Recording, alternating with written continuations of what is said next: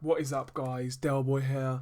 So David Lemieux brutally knocks out Curtis Stevens in 3 rounds in New York last night. Um, I felt it was a good matchup before the fight. I felt it would gel quite well, and I was looking forward to it, man. I'm a big fan of both fighters, so I was eager to see how these guys would get on. I felt David Lemieux in the first round. He really came out with purpose, showed a high intensity, high work rate. He actually came out using that jab. He wasn't completely reckless. He was using that jab, trying to set up that right hand and left hook. He was trying to think in there. He was trying to be a bit more creative with his offense. I felt David Lemieux he was really aggressive in that first round. Landed some nice body shots from right hands. In the last minute of I think it's like the last minute of the round, Lemieux kind of hurt Stevens with a right hand over the top, which hit Curtis Stevens in the top of the head. And round one was all David Lemieux. You know, he pushed Curtis Stevens back, working that body, looking for that left hook and mixing those right hands. He was putting his shots together quite well, and I was impressed by the way he was actually kind of trying to use a jab and trying to be more creative with his offense. Round one was a clear David Lemieux round. Round two was more. It wasn't more of the same, but David Lemieux was clearly the guy who was trying to push the pace. But nevertheless, Curtis Stevens' output did increase. Like round one, he was sort of always looking for that one big left hook, but he did try and be a bit more creative with his offense. He did try and mix his shots up a little bit more, trying to bring that right hand into play, trying to gain David Lemieux's respect. But round two again, although Curtis Stevens put up more of a good effort, he put up more of a fight. Round two for me again was just, I felt David Lemieux done too much. He outworked Curtis Stevens to me, and he was landing some hard shots as well. So round two again, I scored for David Lemieux due to him outworking Stevens. Round three again, Curtis Stevens actually started pretty well again, trying to land some nice big shots, trying to be more proactive. But there came a moment in the fight where David Lemieux sort of threw a right hand, pushed Curtis Stevens up against the ropes, and both Curtis Stevens and David Lemieux throw left hooks. Curtis Stevens' left hook, I believe, gets there first, but Lemieux's hook has much more devastating effects on it. And as soon as Lemieux connects with that left hook, Curtis Stevens is out cold. He was out cold before he hit the mat. And Curtis Stevens was down out cold for like a good 2 to 3 minutes. He was out. It's like spark out. Definitely a contender for knockout of the year. It was brutal, it was vicious, and it was a very memorable knockout to say the least. So yeah, I felt David Lemieux looked quite impressive. He looked much better than his last fight. He fought since he lost to Golovkin. He fought Glenn Tapia, where he looked okay. He then fought a guy from Argentina, a journeyman called, I believe his name was Rios, and in that fight he looked pretty poor actually, and it made me wonder, did that Golovkin fight take something out of him? But last night I felt he looked quite good. He looked sharp. He looked crisp in his work. He looked good to me. He looked decent, and yeah, I felt he put in a good shift. And to be quite honest, Curtis Stevens didn't look bad until the knockout. It wasn't like he was looking terrible. It was just that he was getting overwhelmed by Lemieux's sort of work rate. He wasn't looking terrible at all. And in round two and at the start of round three, he did try and up his work rate and he did try and get back into the fight. So yeah, I felt it was a good fight while it lasted. It was a fun fight, and yeah, it was what it was really.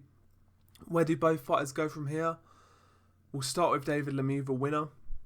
Lemieux can possibly beat anybody in that division apart from Golovkin. I'm not saying he beats everyone apart from Golovkin. There's a big difference, but he's got the potential and he's got the tools to beat everybody in that division apart from Golovkin.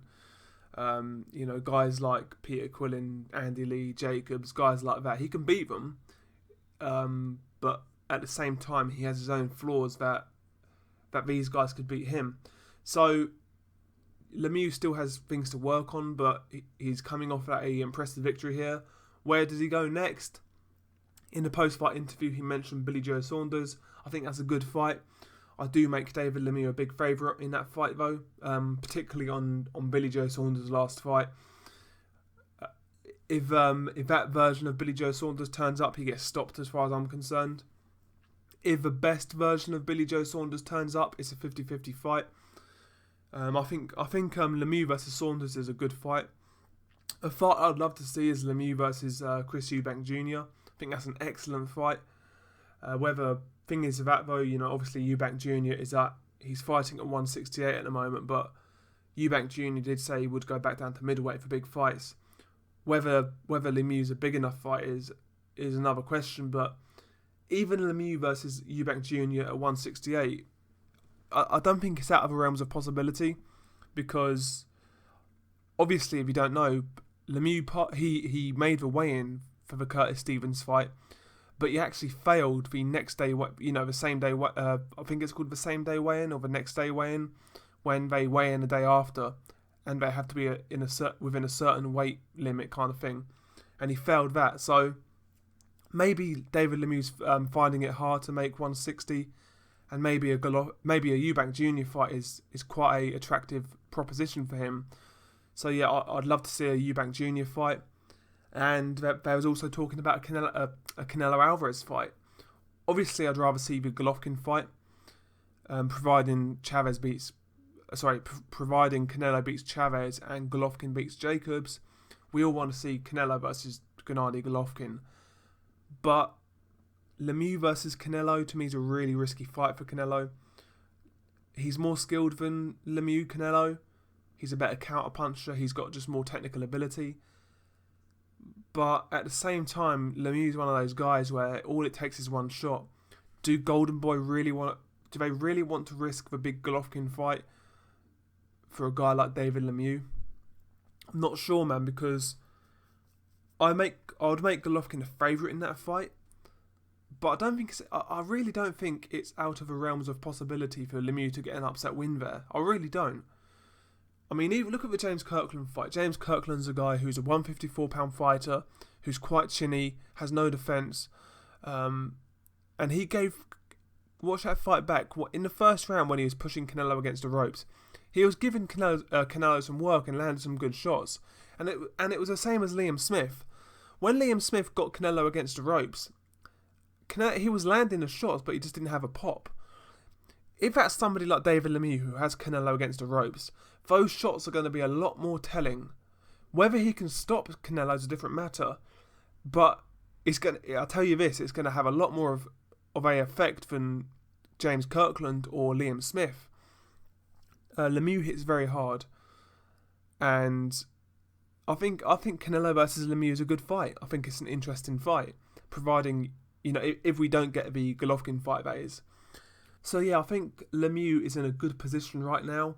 I think there's some fights out there for him. He has breathed some fresh life into his career, and there's some fights out there for him. As for Curtis Stevens, where does he go from here? Man, I kind of viewed Curtis Stevens before this fight as a fringe contender. Just a guy on the outside kind of thing, outside the top 10, but inside the top 20.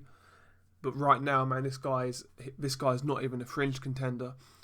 I saw on social media that he said he's still going to carry on with boxing. Where does he go? Man, I don't know. First of all, he needs a good rest after a knockout like that. And secondly, he needs to rebuild quite slowly, fight a couple of journeymen and see how he looks and take it from there, really.